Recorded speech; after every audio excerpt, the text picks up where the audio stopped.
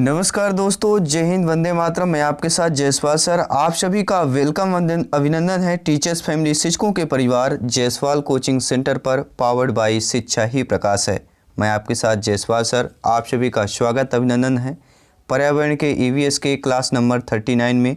और इस क्लास में टॉप 20 क्वेश्चंस करेंगे और ये 20 महत्वपूर्ण आपके स्पोर्ट्स से संबंधित रहेंगे, संविधान से संबंधित रहेंगे, राज्यसभा लोकसभा के संबंधित रहेंगे। ये टॉप 20 क्वेश्चन है, कंबाइंड क्लास है, काफ़ी महत्वपूर्ण टॉपिक है ये। तो चलिए शुरुआत करते हैं क्लास को।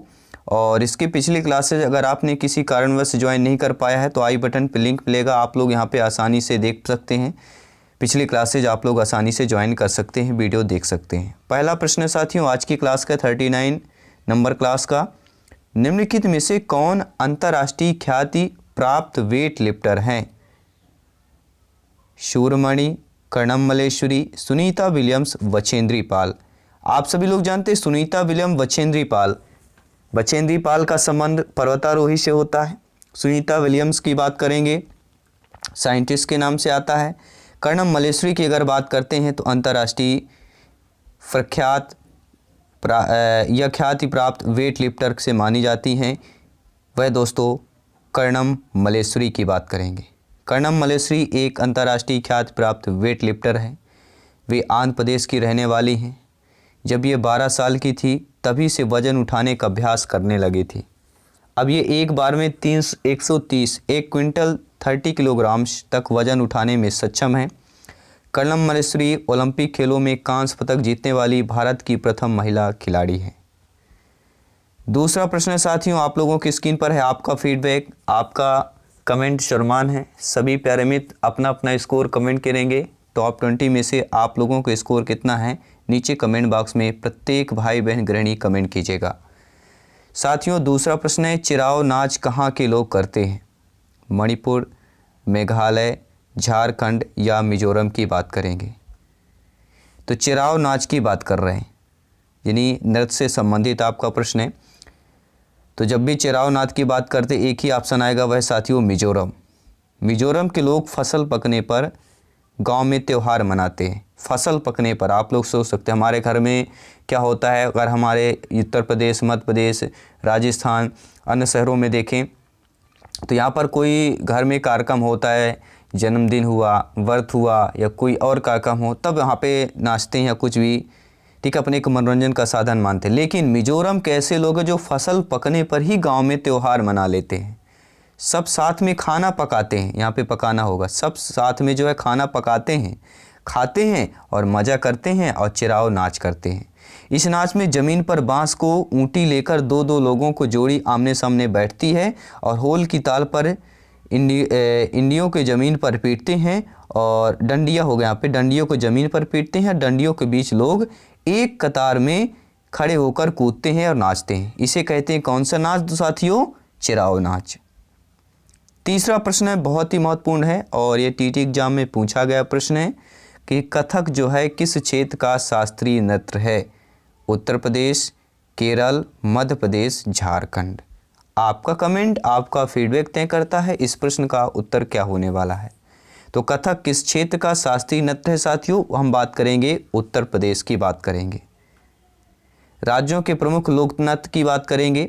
राजस्थान में घूमर, कौलवेलिया, झूलन लीला, गणगौर, तेरा ताली, झूमर हो गया।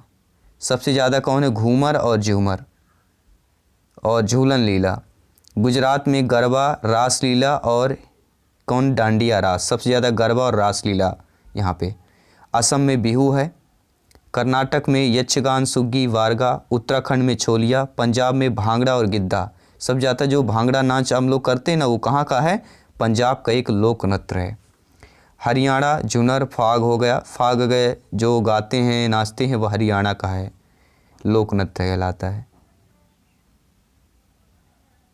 तमिलनाडु में कोलाट या भारत नाट्य की बात करेंगे। उत्तर प्रदेश में नौटंकी सबसे ज़्यादा जो होती है देखते होंगे, जो अक्सर गांव में देखने को मिलती है। रासलीला, झूला, कजरी, चरकुला, ये उत्तर प्रदेश के लोक नृत्य। मध्य प्रदेश के कौन से है? जवारा, मटकी, अड़ा, खड़ा नाच, फूल पत्ती, गिद्रा नृत्य, सले तरकी, सोलबडोनी मंच, ये मध्य प्रदेश के लोक कौन से नृत्य हो गए, लोक नृत्य कहला जाएंगे। छत्तीसगढ़ में गौर मारमिया, पैंथी, राउत नाच, पंडवाड़ी, वेड़ामती, कपालिक, भारथरी, चरित्र, चंदनानी। और झारखंड की बात करेंगे झूमर, जनानी झूमर, मर्दाना झूमर, पैका, फगुआ, मुंदारी नृत्य, सरहुल, बराओ, झीटका, डांगा, डोमच या घोड़ा नाच। बात करेंगे प्रश्न की। गणगौर का त्यौहार मनाया जाता है चैत्र शुक्ल के तीज को, श्रावण शुक्ल के तीज को, भाद्रपद कृष्ण अष्टमी को या चैत्र शुक्ल नवमी को मनाया जाता है। साथियों, गणगौर का जो त्यौहार है यह चैत्र शुक्ल के तीज को मनाया जाता है। गणगौर का त्यौहार चैत्र सुदी प्रथम से शुरू होकर चैत्र शुक्ल तृतीया को समाप्त होता है।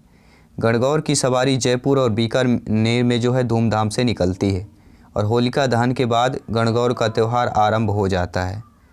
पांचवा प्रश्न है साथियों, निम्नलिखित में से कौन सा जोड़ा ठीक है? असम में बिहू, उड़ीसा में भारतनाट्यम, तमिलनाडु में लावड़ी, कर्नाटक में कथा या कथक। तो सभी जानते समझते हैं कि असम बिहू हमारा बिल्कुल सही जोड़ा है, बाकी ये तीनों जोड़ा नहीं है। तो तीन जोड़ा में क्या क्या होगा? देखिए, भारतनाट्य कहाँ का है? तमिलनाडु का है, लेकिन यहाँ पे क्या दिया गया है? उड़ीसा का दिया गया है। तो भारतनाट्य कहाँ का है? तमिलनाडु का है।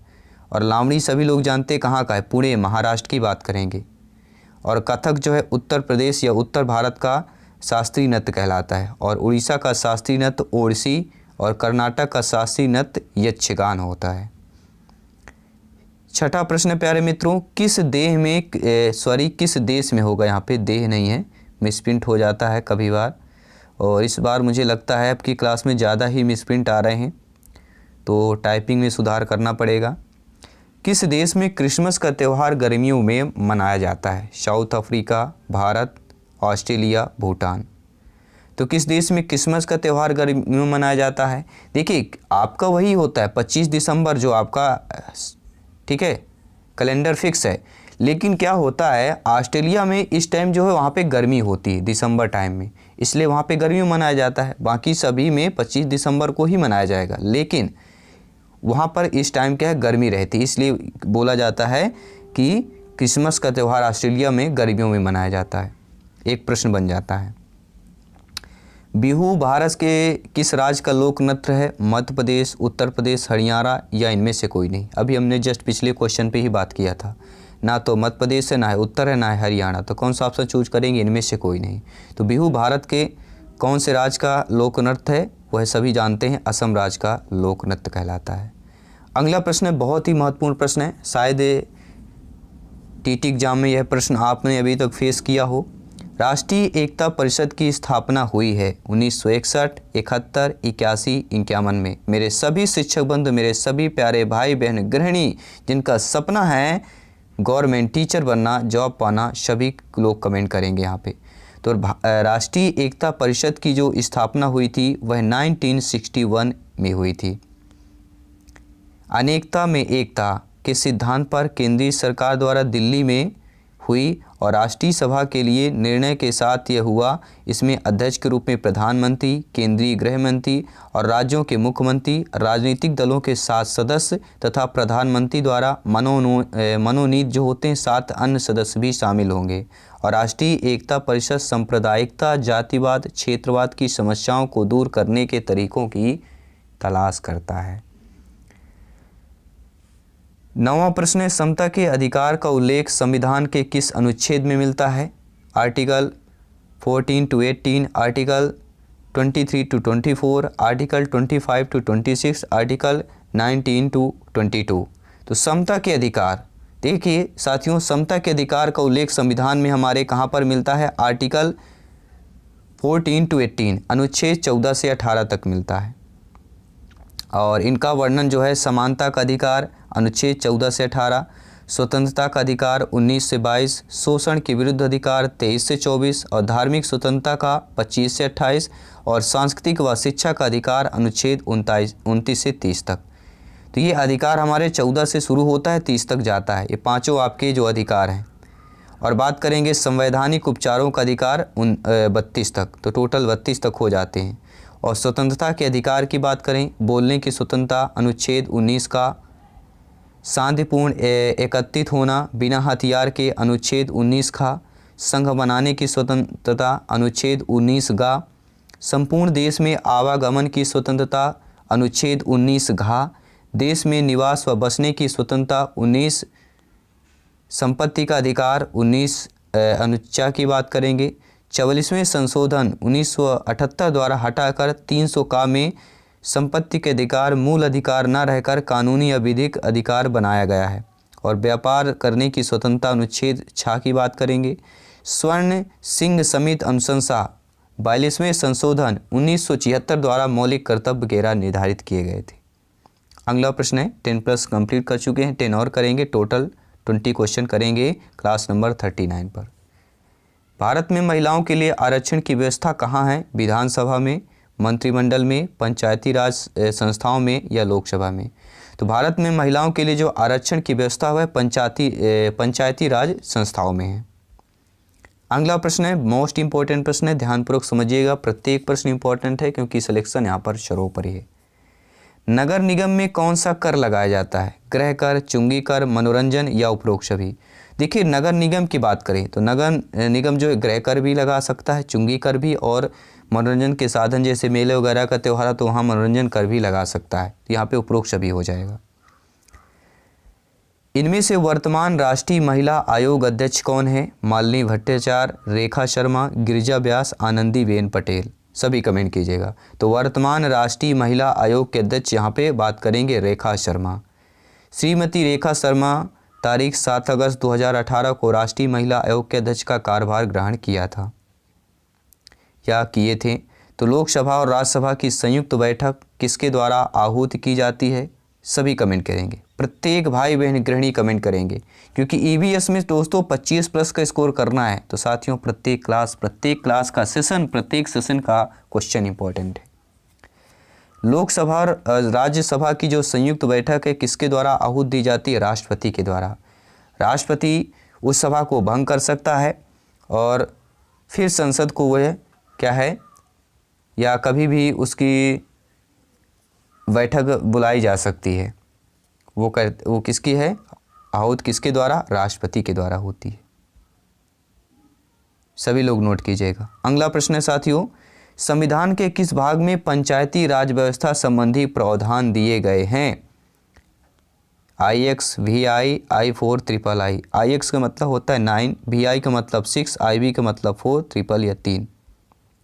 तो संविधान के किस भाग में पंचायती व्यवस्था संबंधी प्रावधान दिए गए हैं? तो संविधान के IX 9वें भाग में पंचायती राज व्यवस्था के प्रावधान दिए गए हैं। IX अनुच्छेद 243 तथा अनुसूची 11 में दिए गए हैं। 74वें संविधान संशोधन का संबंध ग्रामीण स्थानीय स्वशासन से है, शहरी स्थानीय स्वशासन से है, राष्ट्रपति के शक्तियों से है या संसद की शक्तियों से? सभी कमेंट कीजिएगा। देश का पहला नागरिक कौन होता है? सभी कमेंट कीजिए फटाफट। देश का पहला नागरिक राष्ट्रपति, वह उस देश का राष्ट्रपति होता है। तो 74वें संविधान संशोधन का जो संबंध है वह शहरी स्थानीय स्वशासन से हो जाएगा। महत्वपूर्ण परीक्षा उपयोगी जान लेते हैं। पंचायती राज प्रणाली को संवैधानिक दर्जा कब मिला? 73वें संविधान संशोधन अधिनियम 1992 द्वारा। 74वां संविधान संशोधन अधिनियम प्रभाव में कब आया? 1 जून 1993 में। संविधान के भाग 11 का में शामिल अनुच्छेद कौन सा है? 243 से अनुच्छेद 243 छा तक। तो ता से लेके छा तक आपका शामिल है। पंचायती राज व्यवस्था से संबंधित अनुच्छेद 1943 का से 1943 अणा तक शामिल है। साथियों कमेंट कीजिएगा, किस देश के संविधान में मौलिक कर्तव्यों को लिया गया है? Germany, United kingdom, USA, USSR। किस देश के संविधान के मौलिक कर्तव्यों को लिया गया है? USSR की बात करेंगे, सोवियत संघ। भारतीय संविधान में मौलिक कर्तव्यों को पूर्व सोवियत संघ रूस से लिया गया है और इसे संविधान के भाग 4 का अनुच्छेद 51 का के तहत रखा गया है, जिन्हें मौलिक कर्तव्य वगैरह हैं।